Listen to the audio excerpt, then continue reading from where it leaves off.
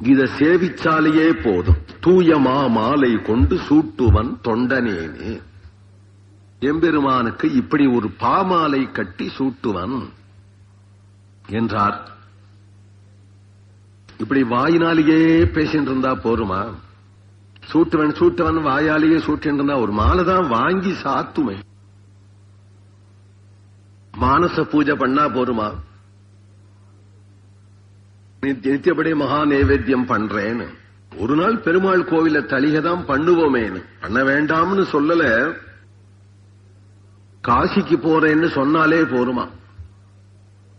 போகத்தான் வேணுங்கிறது இல்ல. அகம் காசியும் கமிஷ்யாமி, அகம் காசியும் கமிஷ்யாமி. சும்மா ஆபீஸ்ல போய் லீவு கேட்டா கொடுப்பான். காசிக்கு போறதா இருக்கேன்னு சொல்லிட்டு இருந்தாலேயே காசிவாச பலம் லபே, காசிவாசல் பலம் கிடைக்கும் அப்படின்னு புராணம் சொன்னா பெருமாள் மட்டும் வாயால சொன்னாலேயே திருப்தி அடைவறான். ஏனால் இந்த மட்டும் வாயால சொன்னானே. கோவில்ல வந்திருக்கிற சாமான எல்லாம் ஏலம் விட்டுட்டா தேவல, கோவிலுக்கு வந்த மாட்டெல்லாம் ஏலம் விட்டுட்டா தேவல, கோவிலுக்கு ஏராளமான பட்டு வந்திருக்க எல்லாத்தையும் ஏலம் விட்டுட்டா தேவல அப்படின்னு சொல்றவனை காட்டிலும் பெருமாளுக்கு ஒரு பட்டு சாத்திரதா இருக்கேன், பெருமாளுக்கு இன்னைக்கு ஒரு பிரசாதம் போடுறதா இருக்கேன் அப்படின்னு சொல்லிண்டே கூட நம்ம உஜ்ஜீவிக்கலாமா? கோவில் சொத்தை பறிமுதல் செய்கிறேன் அப்படின்னு சொல்றத காட்டிலும் பேசினாலேயே நம்ம பத்தி பேசினான் என்று சந்தோஷப்படுவர். இது வாச்சிகமான சேவை. செய்யணும்னு மனசால நினைச்சா கூட மானசீகமான சேவை. அது அடுத்த பாசுரத்துல சொல்றார். பேசினார் பிறவி நீத்தார் பேருளான் பெருமை பேசி ஏசினார் உய்ந்து போனார் என்பது இவ்வுலகின் வண்ணம். பேசினேன் ஏசமாட்டேன் பேதை ஏன் பிறவி நீத்தற்கு ஆசையோ பெரிது கொள்க அலைகடல் வண்ணர் பாலேயே. பேசினார் பிறவி நீத்தார். பேசுறதுன்னே ஒண்ணு போருமே. அதாவது சவணம் கீர்த்தனம் ஸ்மரணம் பாத சேவனம்னு சொன்னா அடிக்கி செய்யணுங்கிற அவசியம் இல்ல. யமம் நியமமா ஆசனம் பிராணாயாமம் சொன்னா சமாதி வரையிலும் போகணும். சவணம் கீர்த்தனம் ஸ்மரணம் பாத சேவனம் சொன்னா ஆத்ம நிவேதனம் வரையிலும் போகணுங்கிறது இல்ல. சிரவணம் பண்ணினாலேயே போரும். அது ஒரு வழி பகவான அடைஞ்சுடலாம். கீர்த்தனம் பிரவசனம் பண்ணினாலேயே பகவான அடைஞ்சுடலாம். ரெண்டும் இல்ல ஸ்மரணம் மனசால நினைச்சுட்டு இருந்தாலேயே அடைஞ்சுடலாம் என்று தனித்தனியான ஒரு வழி. பேசியே சில பேர் பெருமாளை அடைஞ்சுட்டார்கள். வாயால பேசி அவன் குணத்தை பேசியோ, அவன் சரித்திரத்தை பேசியோ, அவனுடைய நாமத்தை பேசியோ, அவனுடைய திவ்ய தேசத்தை சொல்லியோ கூட அவன் திருவடியை அடைஞ்சுட்டார்கள்ங்கிறதுனால பேசினார் பிறவி நீத்தார் பேருளான் பெருமை பேசி அவனுடைய நாமத்தை சொன்னாலே போரும். சில பேர் பிறவி நீத்தார், அடுத்த பிறவி அவனுக்கு இல்லை என்ற மோட்சத்தை அடைஞ்சுட்டார்கள். அந்திம காலத்துல திருநாமம் சொல்லியும் கூட ஜன்மா பூரா நாமம் சொல்லல. கடைசி மூச்சு போகும்பொழுதுதான் நாமம் சொன்னா அப்ப கூட அவன் மோட்சத்தை அடைஞ்சுட்டான். அப்படிங்கும் பொழுது ஜன்மா பூரா நாமத்தையே பேசினவனை பத்தி கேட்கவும் வேண்டுமா? அதை விட ஒரு ஆச்சரியம், ஏசினார் உய்ந்து போனார் என்பது இவ்வுலகின் வண்ணம் என்றே சொல்லிவிட்டார். உலகத்துல பிரசித்தம். யாரு நாள் சிசுபாலன் கூட முக்தி பெற்றான். சிசுபாலன் முக்தி பெற்றான். அவன் என்ன துதிச்சானா? நாம சங்கீர்த்தனம் பண்ணினானா? ஏசினார். ஏசினார். பெருமாளிடத்துல துவேஷம் அவனுக்கு. துவேஷத்தினாலே பெருமாளை ஏசினார். கேட்பார் செவிசுடு கீழ்மை வசைவுகளே வெய்யும் சேட்பால் பழம் பகைவன் சிசுபாலன் திருவடி தாட்பால் அடைந்த தன்மை என்று நம்மாழ்வார். பழம் பகைவன் ஜன்ம ஜன்மமா விரோதி அவன்.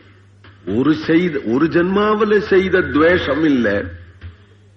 ஏஷமே சகஜோ தோஷகாங்கிற ராவணன், அதுக்கு முன்னாடி ஹிரண்யன், ஜன்மம் ஜன்மமா செய்த துவேஷம், துவேஷத்தாலே ஜன்மம் ஜன்மமா செய்த நிந்தை, அது குவிஞ்சு கிடக்கு. அந்த நிந்தை பண்ணி பண்ணி பண்ணி துள்ற நாக்குடைய இந்த சிசுபாலன் கேட்பார் செவி சுடும் கீழ்மை. அவன் பேசுற பேச்சுகள் யாருமே நாக்குல சொரணம் உள்ளவாள் கேட்கவே முடியாது. அத்தகைய ஒரு கீழ்மையான வசுவுகளே வைத்து அந்த சிசுபாலம் பரமபதம் போயிட்டான், கொடுத்துட்டார். இங்க வாடா அப்படிதான் கைய பிடிச்சு தர தர தரன்னு இழுத்துட்டு போய் வைகுண்டத்துல ஒரு வீடு வாங்கி கொடுத்துட்டார்னா அவ இப்படி செய்யலாமா? நரகத்துல தள்ள வேண்டாமா? தர்மபுத்திரரே கவலைப்படுறார். ஆரம்பிய கலபாஷனாத்துன்னு மழல பேசுற நாள்ல இருந்து திட்ட ஆரம்பிச்சவனுக்கு பரமபதம் கொடுத்தாரே, இது நியாயமானு கேட்டார் தர்மபுத்திரர். உடனே நாரதர் சொன்னார், யார் கேட்கிறது? கொடுத்தவனை கேளு. இப்படி போய் கொடுத்தியே நியாயமான அவரை கேளு. ஏனால் அவன் சொத்தா பொறத்தியார் சொத்தை எடுத்து இன்னொருத்தர கொடுத்தா அந்நியாயம். கொடுக்க வேண்டியவன் கொடுத்தா ஏன் கொடுத்தேன்னு கேட்கவே முடியாது. பரமபதத்துக்கு சொந்தக்காரன் பாவன், பரமபதத்துக்கு சொந்தக்காரன் நிந்த பண்ணினவனுக்கும் கொடுத்தான். வித்வேஷாதபி கோவிந்தம் தமகோஷாத்மஜ ஸ்மரன் சிசுபாலோ கதஸ்வர்க்கம் கிம் புனஸ் தத்பராயண. தர்மபுத்திரன் நாரதரை கேட்டதும் நாரதர் சொன்னார், என்ன கெட்ட எண்ணங்கள் உண்டோ, கெட்ட நடத்தைகள் உண்டோ, அதனாலேயே பகவான அடைஞ்சு விடலாம். இது ரொம்ப பொல்லாத்தனம், இது ரொம்ப பொல்லாத்தனம். ஏனால் பொல்லாத்தனம் இல்ல, அடைஞ்சிருக்காள்னு வேற சொல்றார். கோபிய காமாத் பயாத் கம்சகா துவேஷாத் சைத்யாதயோன்று பாகா. ஆசையருமின் ஆசையருமின் ஆரோத்தர். ஆசை அருந்தாதான் மோட்சன்னு வேற சொல்லி இருக்கு. அற்றது பற்றேனில். ஆசை பொல்லாது, பெரிய குற்றம் ஆசை அப்படின்னு பிரசித்தம். எந்த ஒரு காமம் மிகவும் குற்றமானதோ தோஷமானதோ அந்த காமத்தை வச்சுண்டே கோபிகைகள் கண்ணனை அடைஞ்சு விட்டார்கள். கோபியா காமாத் பயாத் கம்சகா. கம்ச என்னான் அரண்டே செத்தான்.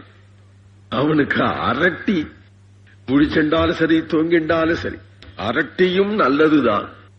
எதிலே நாள் பூனை வருது அப்படின்னு அரண்டா செத்தாலும் மோட்சம் கிடையாது. பூனை வந்துடுவோன்னு. ஆனால் கண்ணன் வந்துடுவனோ கண்ணன் வந்துடுவனோ கண்ணன் வந்துடுவனோ என்று இந்த அரட்டி கண்ணன் விஷயமான அரட்டியா இருக்கிறதுனாலே அவனுக்கும் நல்ல கதியாச்சு. அவனையும் இவனையும் காதலிச்சு விட்டதுனால மோட்சம் கிடைச்சு விடாது. கண்ணனை காதலிச்சதுனாலே கோபிகைகளுக்கும் மோட்சம் கிடைச்சது.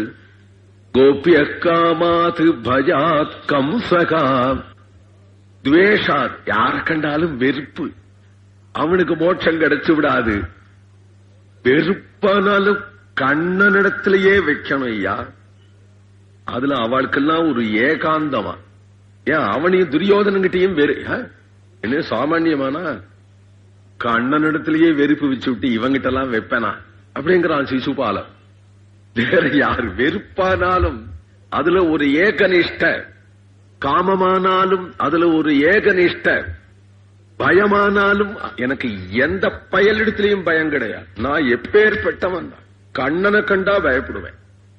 அப்படி அதுல ஒரு ஏகனிஷ்ட. பொறாமையானாலும் யாரு பௌண்டரக வாசுதேவன், யார பார்த்தாலும் அவனுக்கு பொறாம கிடையாது. பொறாமையாலும் கண்ணன் கிட்டக்க பொறாமை.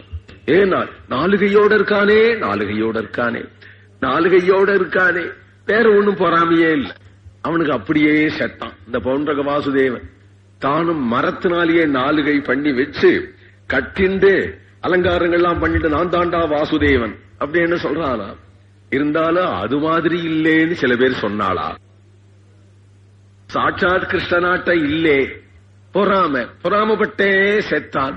பொறாமையினால கிருஷ்ணனையே தியானம் பண்ணி பௌண்டரக வாசுதேவனும் முக்தி பெற்றான். தோல்வி, விரோதத்தினாலேயே ஜராசந்தனும் நல்ல கதி அடைஞ்சான். இப்படி இவர்கள் எல்லாரும் எது குற்றமோ அந்த குற்றத்தையே கண்ணனிடத்துல வச்சு விட்டால் அந்த குற்றமே அவனை அடையறதுக்கு ஒரு வழி என்று இருக்குன்னு புராணத்திலிருந்து எடுத்து காட்டுறார். ஏசினார் உயிந்து போனார் என்பது இவ்வுலகின் வண்ணம். அப்படியானா நீர் ஏசலாமா? ஏசினா கூட சுலபமா அடைஞ்சுடலாம் போல.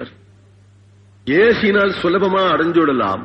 ஆனா திருமங்கை மன்னன் சொல்றார், அவ என்னவோ அடைஞ்சா, ஆனா அது வழி இல்லை. ஏசனால் அவளா ஏசினார்கள், அடைஞ்சார்கள்.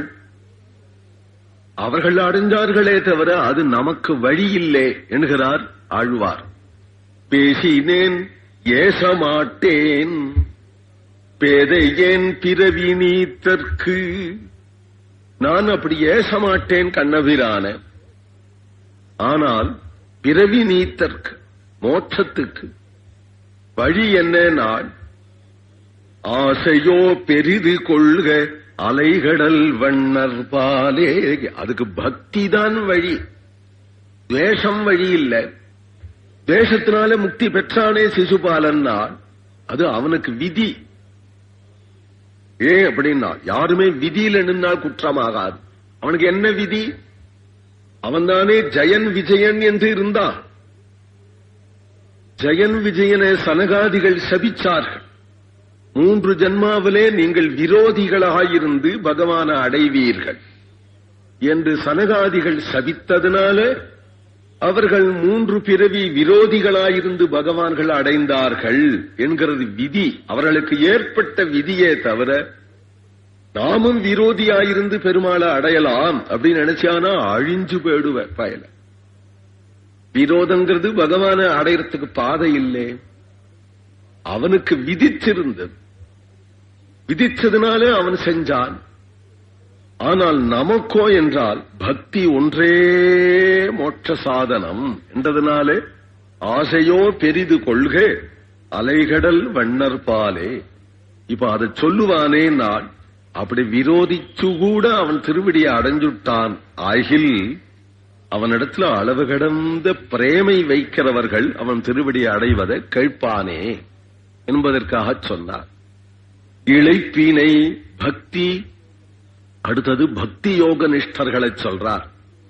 இளைப்பினை இயக்கம் நீக்கி இருந்து முன்னிமையை கூட்டி அளப்பில் ஐம்புலன் அடக்கி அன்பவர் கண்ணே வைத்து துளக்கமில் சிந்தை செய்து தோன்றலும் சுடர்விட்டாங்கே விளக்கினை விதியிற்காண்பார் மெய்மையை காண்கிற்பாரே.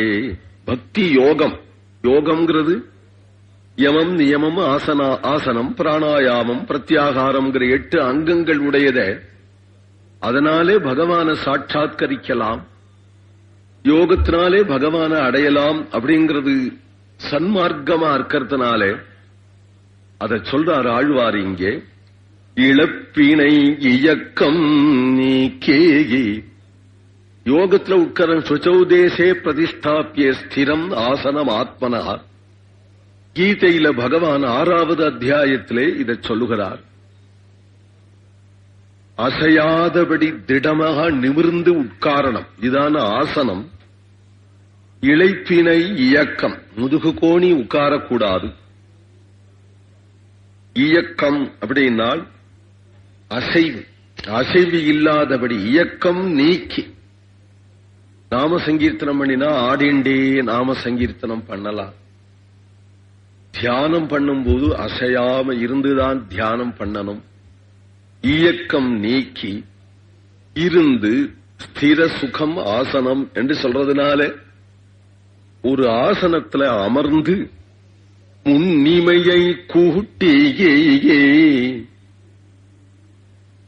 2 கண்களையும் ஒரு இடத்துல நிறுத்தி இப்படி அப்படியும் பார்த்துட்டே தியானம் பண்ணிட்டு இருக்க முடியாது. வரவா போறவாளை பார்த்து தியானம் பண்ண முடியாது.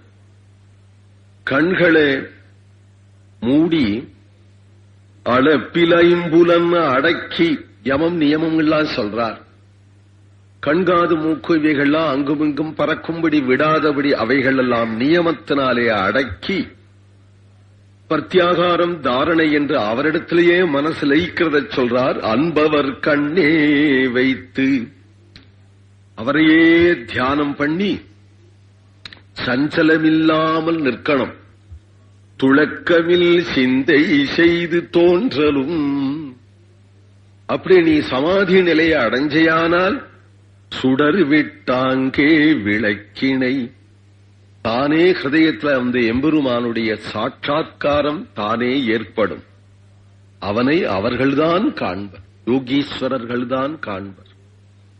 மெய்மையே காண்கிற்பாரே, அவர்கள் பார்க்கிறதுதான் உண்மை. சமாதி நிலையிலே பார்க்கிறதுதான் உண்மை. அப்படி சத்தியத்தின் மேல சத்தியமாய் அவர்கள் அந்த பொருளை யோகத்தினாலே சாட்சாத்கரிப்பார் என்கிறார். அப்படி சாட்சாத்கரிப்பார்கின்றது பகவானுடைய அருமை. இந்த அருமையை காட்டுவதற்காக இந்த பாடல். அவன் எப்படி அருமை. யோகிகள் அப்படி ஒரு ஜென்மாவில 2 ஜென்மாவில இல்லை.